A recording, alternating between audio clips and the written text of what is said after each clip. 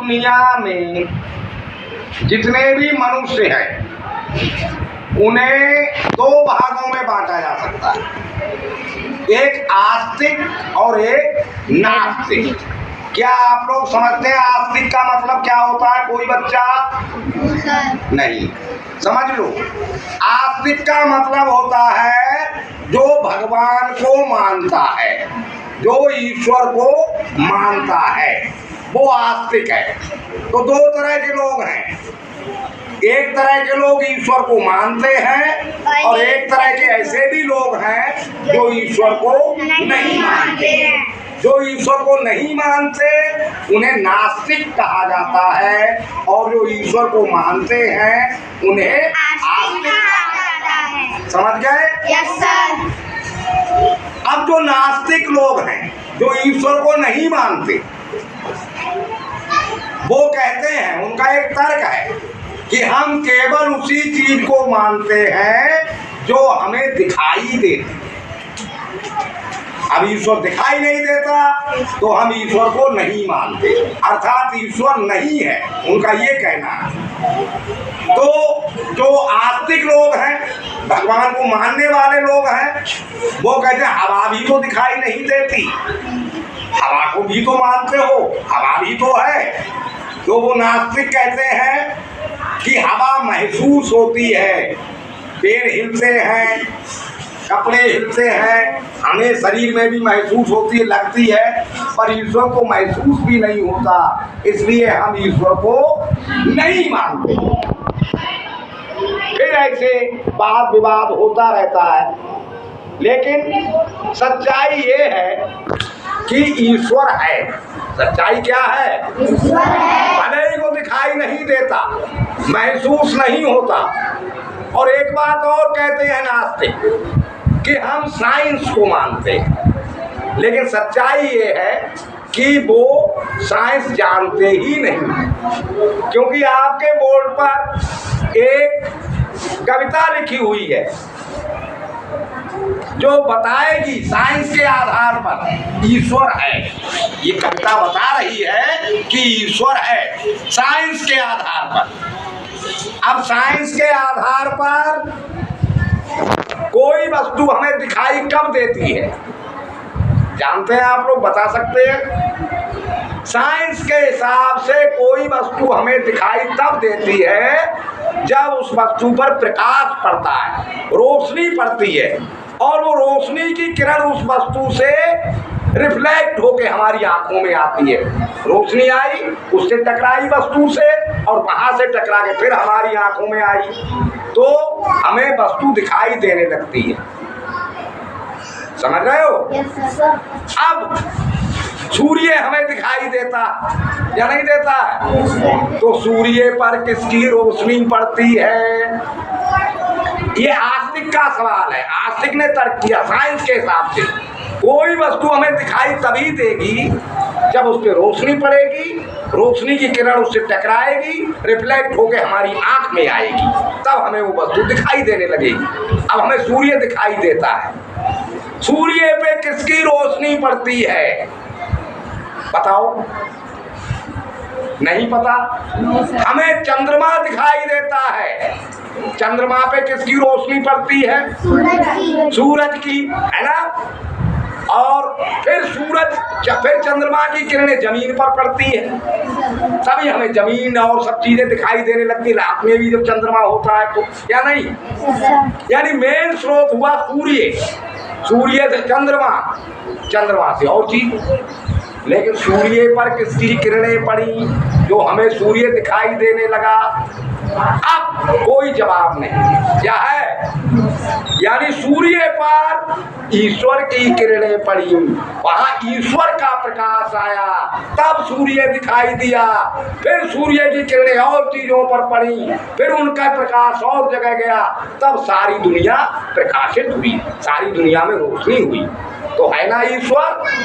क्योंकि सूर्य को जो चमका रहा है, जो किरणें सूर्य पे पड़ रही हैं, जिससे हमें सूर्य दिखाई दे रहा है, वो ईश्वर है।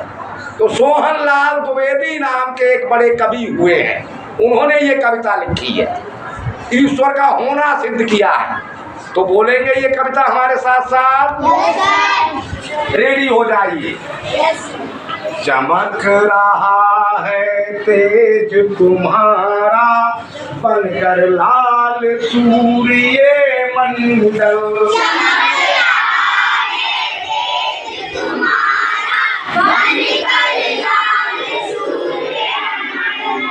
फैल रही है कीर्ति तुम्हारी, बनकर के चांदनी धवल।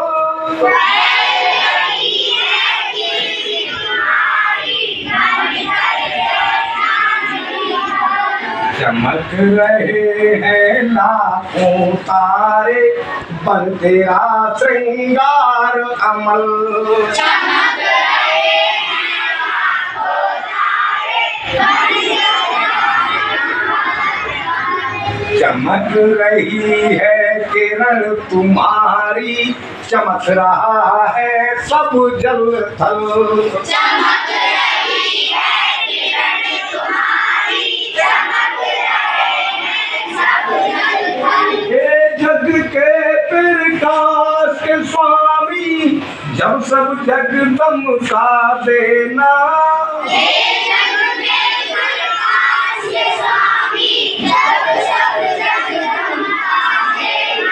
मेरे भी जीवन के पथ पर कुछ किरणें चमका देना।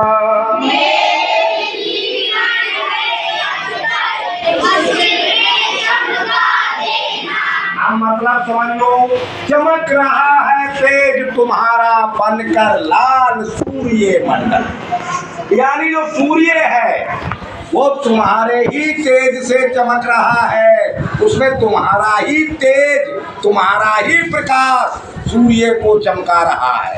ठीक, फैल रही है कीर्ति तुम्हारी, बन करके चांदनी धवल। और तुम्हारी कीर्ति, कीर्ति का मतलब समझते हो? देखो अब फिर दो तरह के लोग हो जाते हैं, एक अच्छे काम करने वाले, एक बुरे काम करने वाले। तो जो बुरे काम करते हैं उनकी अब कीर्ति यानी उनका बुरा नाम फैल जाता है ना, सब जान जाते हैं, बुरों को भी सब जान जाते हैं, बुरा आदमी है वो, ठीक है। और अच्छे कामों में जिसका नाम चारों तरफ सब जानते हैं, अच्छे कामों से, वो कीर्ति होती है। तो फैल रही है कीर्ति तुम्हारी, बन करके चांदनी धवल। तुम्हारी कीर्ति चंद्रमा की सफेद रोशनी की तरह पूरी दुनिया में फैली हुई है। चमक रहे हैं लाखों तारे, बन तेरा श्रृंगार। और जो लाखों तारे हैं वो तुम्हारी सजावट है। श्रृंगार का मतलब सजावट। ईश्वर की क्या सजावट है? लाखों तारे कितने अच्छे लगते हैं रात में, या नहीं? वो ईश्वर की सजावट है, ईश्वर का श्रृंगार है। चमक रही है किरण तुम्हारी, चमक रहे हैं सब जल थल। जो प्रकाश में, जो किरण में रोशनी है, प्रकाश है, वो तुम्हारे ही प्रकाश से। और सब जग यानी पानी और सूखा हुआ वो थल होता, जल और थल सब तुम्हारे ही प्रकाश से चमक रहे हैं। हे जग के प्रकाश के स्वामी, जब सब जग दमका देना।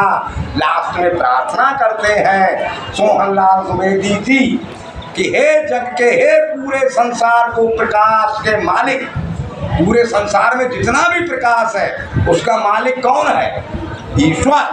कौन है? ईश्वर। क्योंकि ईश्वर ने सूर्य को चमकाया अपने प्रकाश से, सूर्य ने, और चंद्रमा वगैरह को चमकाया, चंद्रमा ने सारी दुनिया चमका दी, है ना। तो प्रकाश का मालिक कौन है? ईश्वर। जब सारी दुनिया को आप चमका दो अपने प्रकाश से, तो मेरे भी जीवन के रास्ते में कुछ प्रकाश की किरणें चमका देना, ताकि मुझे भी सच्चाई का रास्ता दिखाई देने लगे। आ गई कविता समझ में? अब 4 क्लास वाले बिना देखे ये सारी कविताएं याद करेंगे, बिना देखे सुनेंगे हम। अब जो कविता सुनाएगा, कभी गेम खिलाने का नंबर आएगा तो उसी को गेम खिलाया जाएगा जिसे पोएम याद होगी, ठीक है।